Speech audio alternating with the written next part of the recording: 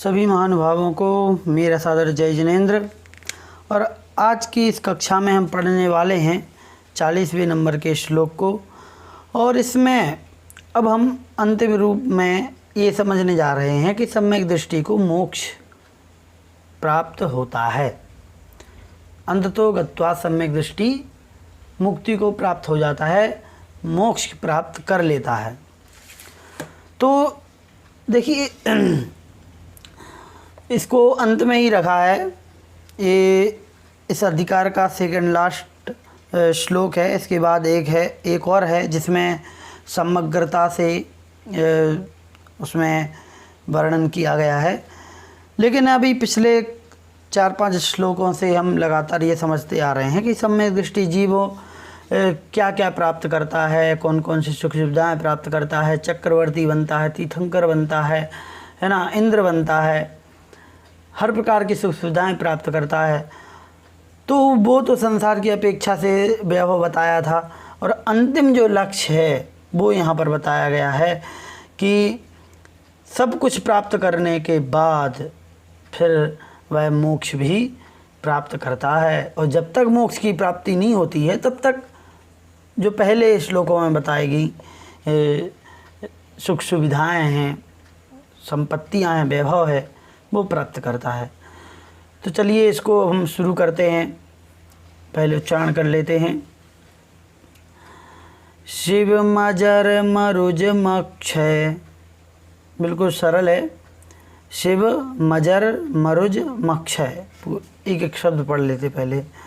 मव्याबाधम विशोक भय शंकम, काष्ठागत सुख विद्या, विभवम विमलम भजन्ति दर्शन शरणाः। ठीक है, सरल है, पढ़ते हैं। शिव मजर मरुज मक्षय, मव्याबाधम विशोक भय शंकम, काष्ठागत सुख विद्या, विभवम विमलम भजन्ति दर्शन शरणाः। क्या कह रहे हैं? शिवम, ये जो डैश लगे हुए हैं ये पढ़ने के लिए है, अलग अलग किया नहीं तो ये यहाँ से लेकर के यहाँ तक एक ही शब्द है। ठीक है, लेकिन पढ़ा कैसे जाए इसलिए यहाँ पर डैश लगे हुए हैं, पुस्तक में भी लगे हैं। इसलिए जब हम यहाँ पर अर्थ निकालेंगे तो हम अलग तरीके से निकलेगा। जैसे कि यहाँ पर शिवम शब्द आएगा, क्या आएगा?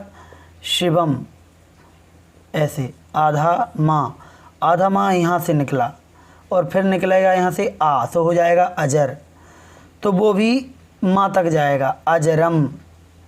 फिर यहाँ आ निकलेगा तो अरुजम, फिर यहाँ निकलेगा तो अक्षयम, और यहाँ से आ निकलेगा तो अव्याबाधम। ये 4 शब्द हैं। ठीक है, शिवम मतलब मोक्ष, ठीक है, या कल्याण। अजर अर्थात बुढ़ापा रहित। अरुज अर्थात रोग रहित, रुज मतलब रोग, अरुज मतलब रोग रहित। अक्षयम क्षय रहित, जिसका कभी क्षय ना हो, नष्ट ना हो। अव्याबाधम जिसका कोई बाधा ना हो, जिसमें कोई किसी प्रकार की बाधा ना मिले, ना हो, बाधा रहित। विशोक भय शंकम, विशोक, ये वि है ना, उपसर्ग है। ये तीनों शोक भय संकम, इन तीनों के आगे लगा देंगे। विशोक है ना, विभय और विशंक। तो वि का मतलब यहाँ पर विशिष्ट नहीं है, वि का अर्थ है विगत। विगत मतलब चला गया है, रहित होना। तो विशोक मतलब शोक रहित, फिर भय रहित और शंका रहित। ठीक है, जहाँ पर शोक नहीं है, किसी प्रकार का दुख पीड़ा है ना नहीं है, भय नहीं है किसी प्रकार का। कितने प्रकार के भय बताए थे हमने, एक बार आया है भय का चैप्टर, भय बताया गया है। तो जिसको ध्यान हो तो तुरंत कमेंट्स बॉक्स में लिखे। ठीक है, कितने प्रकार के भय हैं। तो भय रहित होकर के, और शंकम शंका रहित, संदेह रहित, किसी प्रकार का मन में संदेह ना हो।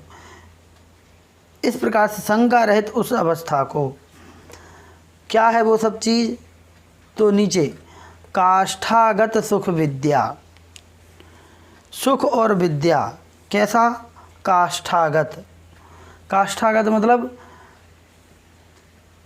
पराकाष्ठा को प्राप्त होना या फिर अंतिम सीमा को प्राप्त होना, जिसकी आगे फिर गति ना हो, लास्ट पॉइंट, ऐसा चरम जिसे हम कहते हैं, चरम सीमा वाले सुख और विद्या को,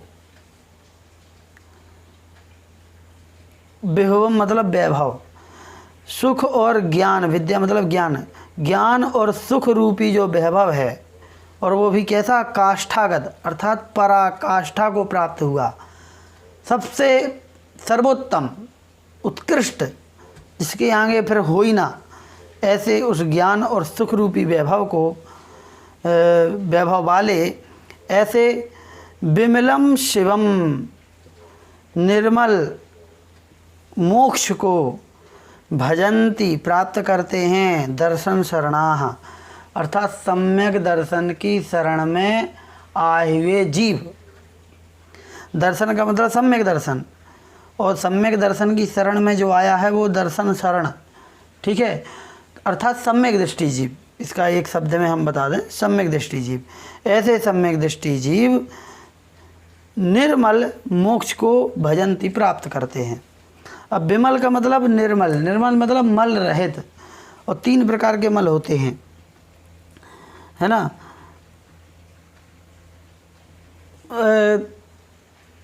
कर्म हो, कर्म 3 प्रकार के, तो कर्म ही मल है आत्मा के अंदर, तो वो 3 प्रकार का है। कौन कौन सा, द्रव्य कर्म, भाव कर्म और नो कर्म, और इसी में मल लगा दो, द्रव्य कर्म मल, भाव कर्म मल, नो कर्म मल। इन तीनों प्रकारों के मलों से रहित ऐसे मोक्ष को भजंती प्राप्त करते हैं। कौन, सम्यक दृष्टि जीव, जो सम्यक दर्शन की शरण में आया है।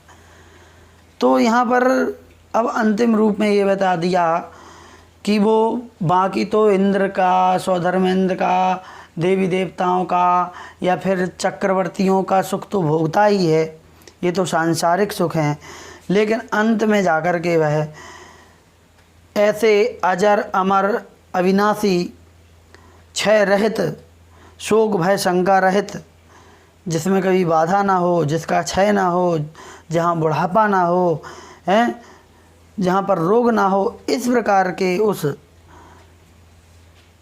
सुख और ज्ञान की चरम सीमा को प्राप्त करने वाले ऐसे मोक्ष को वह जीव प्राप्त कर लेता है। तो काफ़ी ज़्यादा क्रिटिकल नहीं है, कठिन नहीं है समझने में, आसानी से समझने योग्य है। और समझने का मतलब यहाँ दिमाग से समझने का है, अंतरंग से समझना, इसका मतलब कि जीवन बदलना है। तो हम कितना क्या कर पाते हैं ये तो हमारे ऊपर ही है, तो जैसा भी कर लें, लेकिन इतना पक्का है कि आगम की वाणी है, और जिसे एक बार सम्यक दर्शन हो गया उसका अनंत काल है, वो तो चुल्लू भर रह जाएगा, है ना। तो यही इस श्लोक में बताने का प्रयास किया गया है कि सम्यक दृष्टि जीव अजर अमर अविनाशी रोग रहित इस प्रकार के बाधा रहित सुख को प्राप्त करता है, ज्ञान को प्राप्त करता है। तो चलिए आज की इस कक्षा को यहीं पर समाप्त करते हैं, और अंतिम श्लोक अपना अगली कक्षा में आएगा, ठीक है। चलिए, जय जिनेंद्र।